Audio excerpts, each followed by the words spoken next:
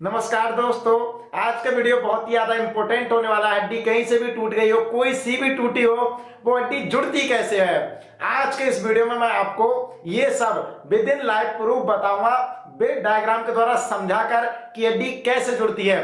Video को पूरा देखना, तभी आपके समझ में आने वाला है। जितनी भी स्टेजें होती हैं हड्डी जुड़ने में, तो वो सारी मैं स्टेप बाय स्टेप आपको समझाने वाला हूं, तब आप समझ जाएंगे कि हड्डी कैसे जुड़ती है। अगर हड्डी 1-1.5 महीने में जुड़ती है तो पूरी स्टेज उसकी समझाऊंगा, कौन सी स्टेज कितने दिन में आती है। वीडियो अच्छा लगे तो लाइक करना, और चैनल पर पहली बार आए हो आप तो सब्सक्राइब करना और शेयर करना उन दोस्तों के साथ में जिनको इस वीडियो की आवश्यकता हो सकती है। एक सेकंड दोस्तों, मैं Nayan Singh, manual consultant, physiotherapist. I am from Bareilly Baba physiotherapy clinic. देखिएगा दोस्तों, हड्डी की जो भी स्टेज होती है वो स्टेप बाय स्टेप मैं आपको समझाने वाला हूं, तो इसलिए वीडियो को बिल्कुल भी स्किप मत करना, आपसे अभी से रिक्वेस्ट है। तो चलो दोस्तों, वीडियो को स्टार्ट करते हैं, बिना किए आपको वो लेके चलते हैं वीडियो की ओर। दोस्तों, मैं यहाँ पर बोर्ड पे आ गया हूं और मैं यहाँ पर 6 स्टेजों में बोन की पूरी रिकवरी बताऊंगा, हड्डी कैसे जुड़ती है। तो सबसे पहले एक स्टेज होती है हेमाटोमा। ये हेमाटोमा स्टेज में 0 से 3 दिन लगते हैं, यानी कि ये यहाँ पर जो है रेड रेड ब्लड आने लगता है।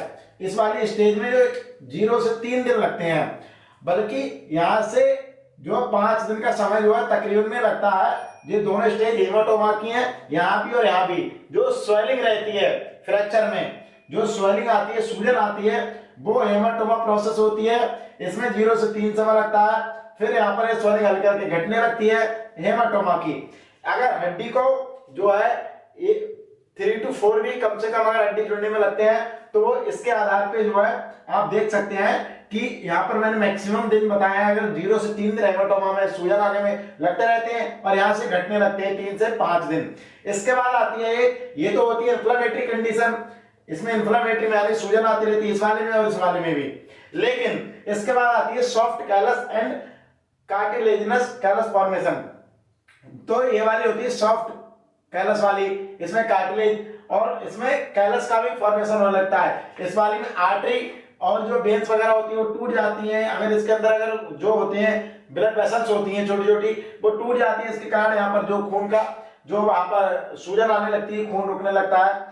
अब यहाँ पर जो है सॉफ्ट कॉलस, यानी ये सॉफ्ट होता है, जो मुलायम टाइप का ये कैल्शियम होता है, वो इस स्टेज में बनने लगता है। और यहाँ पर देख सकते हो अभी कैपिलरी जो है, यहाँ पर रक्त वाहिकाएं हैं जो, वो अभी जुड़ी नहीं है। यहाँ पर कैलस का और कार्टिलेज बनने लगती है, इसमें स्टार्टिंग हो जाती है। इसका समय होता है 5 to 10 डेज, और यहाँ पर 10 से 16 डेज, यानी कि आप कह सकते हो 10 to 16 डेज जो है इस वाले में लगते हैं। इस प्रोसेस में इसका नाम होता है फाइब्रस टिश्यू। ठीक है, ये इसमें जो है, इसमें फाइबर और जो फाइबर के टिश्यू होते हैं जो बनने लगते हैं, और ब्लड वेसल्स जो हल्के हल्के जुड़ने लगती हैं। इसके बाद आता है हार्ड कैलस, जो कि सेकेंडरी स्टेज होती है हार्ड कैलस की। यहाँ सॉफ्ट कैलस था और यहाँ पर हार्ड कैलस। हार्ड कैलस जो है 16 से 21 दिन में जो है बनने लगता है, और जो है यहाँ पर हड्डी की जो है हल्की हल्की जो है ब्लड वेसल्स बनने लगती है। हार्ड कैलस जो कि सॉफ्ट होता है पहली स्टेज, इस वाली स्टेज में, तो वो हार्ड कैलस बनने लगता है, जो कि हड्डी को मजबूताई देने लगता है, यानी हड्डी जुड़ने लगी। अब यहाँ पर कहते हैं 21 डेज से 35 डेज, तो इसमें लग जाते हैं रिमॉडलिंग में। अब ये रिमॉडलिंग क्या होता है मैं आपको बताता हूँ। ये रिमॉडलिंग वही स्टेज है जहां पर हड्डी मतलब रिकवर हो जाती है। ये स्वेलिंग भी नहीं रहती है, यहाँ भी स्वेलिंग थी, यहाँ भी स्वेलिंग थी, यहाँ भी, यहाँ भी, यहाँ भी। यहाँ पर यानी यहाँ इन दोनों में तो स्वेलिंग रहती है, लेकिन यहाँ पर जो कैल्शियम होता है जो बाहरी साइड में, जो एक उभार टाइप का आता है बाहर, सॉफ्ट कैलस, तो ये सॉफ्ट कैलस बाहर हल्का जो स्वेलिंग टाइप का जो ऐसे दिखता है, एक्सरे में भी दिखने लगता है। और यहाँ पर जो है ये एब्जॉर्ब करने लगती है। हार्ड कैलस जब बनता है तो बॉडी एब्जॉर्ब करने लगती है बोन, और इसमें रिमॉडलिंग में वही जो यहाँ पर बाहर उभार से दिखता है सॉफ्ट कैलस हार्ड कैलस, ये इसमें रिमॉडलिंग हो जाता है। तो आइए दोस्तों, मैंने ऐसे बताया रिमॉडलिंग में भी समय लगता है। फिर रिमॉडलिंग 1 साल 1.5 साल तक चलती रहती है, और जितनी रिकवर होने वाली होती है बोन वहां पर रिमॉडलिंग में हो जाती है। तो दोस्तों, इसी स्टेजों में जो है बोन अपनी अपनी रिमॉडलिंग ऐसे ऐसे जुड़ती है, जिस तरह से मैंने बताया। इसमें पहले मैं आपको समझा देता हूं। इसमें पहले एक हेमाटोमा प्रोसेस होता है, ये हेमाटोमा वाला है, ये सॉफ्ट कैलस वाला है, और यहाँ फाइबर टिश्यू है, हार्ड कैलस, रिमॉडलिंग। तो इसमें देखो हेमाटोमा वाले में 7 डेज जो तकरीबन में लग जाते हैं, जोड़ के चलो, जो इसमें कच्चा प्लास्टर लगता है। उसके बाद जो है यहाँ पर हार्ड कैलस जो कह सकते हैं वो सॉफ्ट कैलस बनता है, इसमें जो है 7 डेज से ऊपर और जो है 12-13 दिन इसमें मान लो, और इसमें 10 से 16 डेज जो है इसमें लगते हैं फेवरेट टिश्यू में। हार्ड कैलस वाले में भी जो है 16 से 21 दिन और जो है 21 से 35 दिन के बीच में यहाँ पर हड्डी रिकवर होने लगती है, हड्डी जुड़ने लगती है, यहाँ पर अच्छे से जो है कैल्शियम बन जाता है। अगर यहाँ पर जो है अगर 1-1.5 महीने में हड्डी जुड़ती है तो उसके अनुसार, लेकिन कुछ फ्रैक्चर होते हैं जो थोड़ा सा लेट जुड़ते हैं। अब उस पर डिपेंड भी करता है कि हम किस एज में हैं और हमारी जो है हमारी एज क्या है, उसके ऊपर भी डिपेंड करता है, और हम खाते पीते क्या क्या है।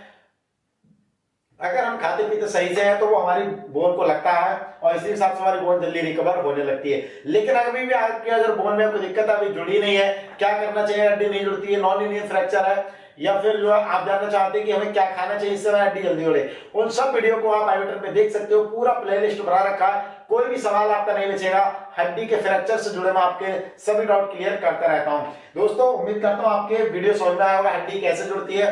तो अगर वीडियो अच्छा लगा तो लाइक करना, चैनल पर पहली बार आए तो सब्सक्राइब। मैं मिलता हूं ऐसे किसी नए टॉपिक के साथ में, तब तक के लिए जय हिंद, वंदे मातरम, अपना रखिए ख्याल। इंस्टाग्राम, फेसबुक और टेलीग्राम पे ज्वाइन कर सकते हो, लिंक डिस्क्रिप्शन में मिल जाएगा।